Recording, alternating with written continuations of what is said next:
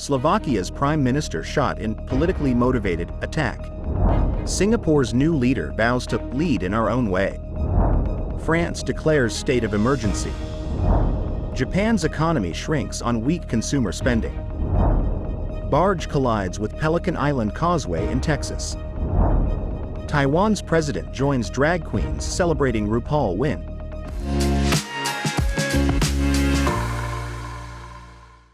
Hello, I'm Johnny. Thank you for joining us on Funday News. It's Friday, May 17th, and here are your top stories. Slovakia's Prime Minister Robert Fico was hospitalized on Wednesday after he was shot 5 times in an assassination attempt that shocked the country. The attack took place after an off-site government meeting in the central Slovak town of Handlova.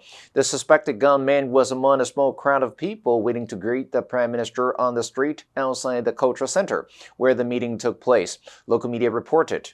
Footage from the scene shows the injured Prime Minister being bundled into a vehicle by his staff before it speeds away with him inside. Fico was taken to a local hospital and then transferred by helicopter to a major trauma center about 30 kilometers away in Banska Bystrica.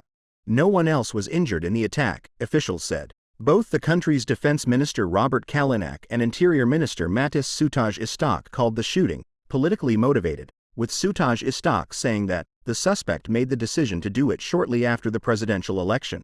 Slovakian Deputy Prime Minister Tomas Taraba said he believed the Prime Minister would survive following surgery that went well and was not in a life-threatening situation at this moment. Fico is the most powerful lawmaker in Slovakia. Unlike the president, whose role has limited scope, the Prime Minister holds rank as the decision-making head of government. Singapore's new Prime Minister Lawrence Wong vowed to make tomorrow better than today as he took his oath of office Wednesday in a carefully planned political succession designed to ensure stability in the Asian financial hub. A U.S.-trained economist, 151, succeeds Lee Hsien Loong, 72, who stepped down after 2 decades. He is the city-state's 4th leader and the firstborn after Singapore's independence in 1965. Lee's departure marked the end of a family dynasty led by his father Lee Kuan-yew, Singapore's first leader, who built the colonial trading outpost into one of the world's richest nations during 31 years in office. Wong paid tribute to his predecessors for dedication to the nation, saying, "We stand on the shoulders of giants." But he said his leadership style will differ as he navigates Singapore through a more troubled world. The transition has been meticulously crafted by the People's Action Party, one of the world's longest-serving political parties and known for its clean and effective governance. It is not expected to change the dynamics in the tiny nation of some 6 million people. Wong, a civil servant turned politician, came to prominence while coordinating Singapore's successful fight against COVID-19. Wong warned that Singapore must brace for a messier, riskier and more violent world by staying united and blazing new trails. Amid China-US rivalry, he said Singapore, which has stayed neutral, would continue to engage both nations. France declared a state of emergency on the Pacific island of New Caledonia on Wednesday after 3 young indigenous Kanak and a police official were killed in riots over electoral reform. The state of emergency, which entered into force at 5 a.m. local time, gives authorities additional powers to ban gatherings and forbid people from moving around the French-ruled island. Police reinforcements, adding 500 officers to the 1,800 usually present on the island, have been sent after riots torched vehicles and businesses and looted stores. Schools have been shut and there's already a curfew in the capital.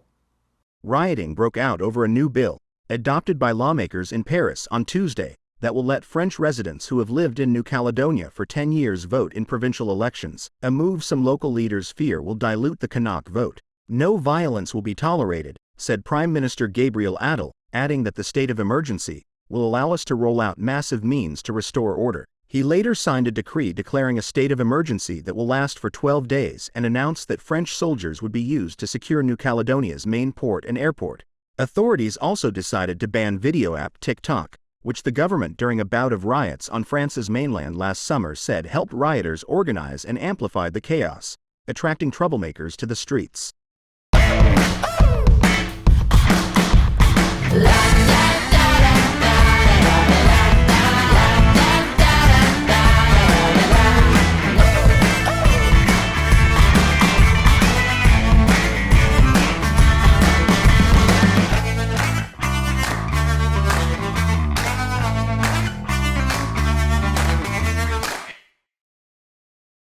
The The Japanese economy shrank at an annual rate of 2% in the first quarter of this year as consumption and exports declined, the government said Thursday.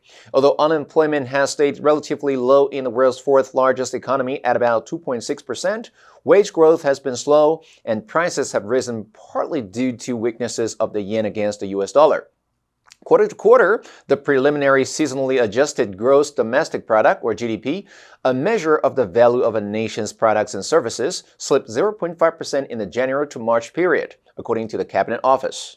The annual rate measures what would have happened if the quarterly rate lasted a year. The Japanese yen has been trading at 3-decade lows recently, with the US dollar costing about 155 yen. That has helped tourism but hurts spending power, especially for a nation that imports almost all its energy. The latest results were generally worse than what analysts had forecast. Sluggish consumer spending is a big problem since private consumption accounts for half of Japanese economic activity. Also denting growth were the problems at automaker Toyota Motor Corp's subsidiary, although production is now back up. Earlier this year, the Japanese government ordered Daihatsu Motor Company to halt production of its entire lineup because of faked safety test results. A barge has collided with the Pelican Island Causeway in Galveston, Texas, damaging the bridge, closing the roadway to all vehicular traffic, and causing an oil spill.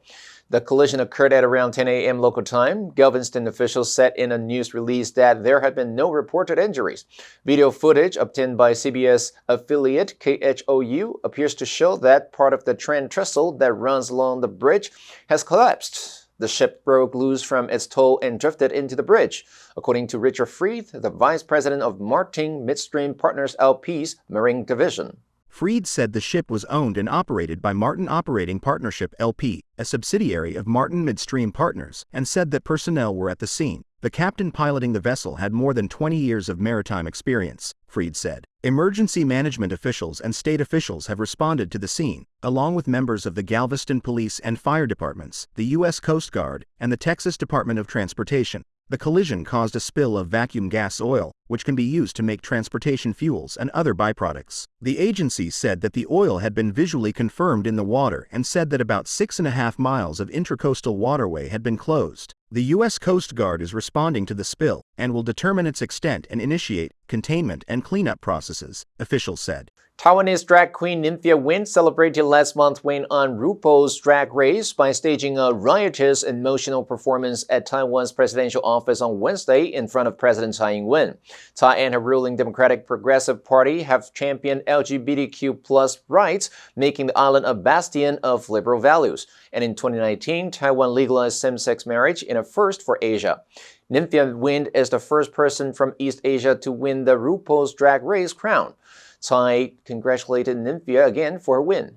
Giving an athletic performance in the presidential office's main entrance hall and under a bust of Sun Yat-sen, who in 1911 founded the Republic of China, which remains Taiwan's formal name, Nymphia was joined by 5 other drag queens for her final number, Jolin Tsai's gender equality hit, Womshinli. This is probably the first presidential office in the world to host a drag show, Nymphia told Tsai after her performance, streamed live on the office's YouTube, and thanking her for ensuring same-sex marriage came to pass. Nymphia was already a well-established artist on Taiwan's thriving drag scene, often wearing over-the-top outfits inspired by bananas, and has done shows at Taiwanese temples and photo shoots at wet markets dressed as the yellow-skinned fruit, her trademark fashion expression.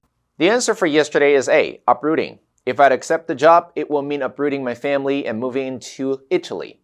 Did you answer correctly? Now let's delve into the news of Slovakia's prime minister shot in politically motivated attack. Number 1. Assassination. 暗杀,刺杀.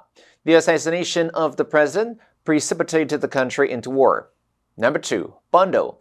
匆匆送走,推搡,赶. They bundle her into the back of a car. Number 3. Suspect. 怀疑某人有罪. He resigned after being suspected of theft. Next, we have a multiple choice question for everyone to practice. Which answer would you choose? You can write your answer in the comments section. The correct answer will be announced tomorrow. And that's all for today's Funday News. Be sure to tune into Funday News from Monday to Friday and click the link below to join Funday for free. I'm Johnny Wu, your host. I'll see you next time.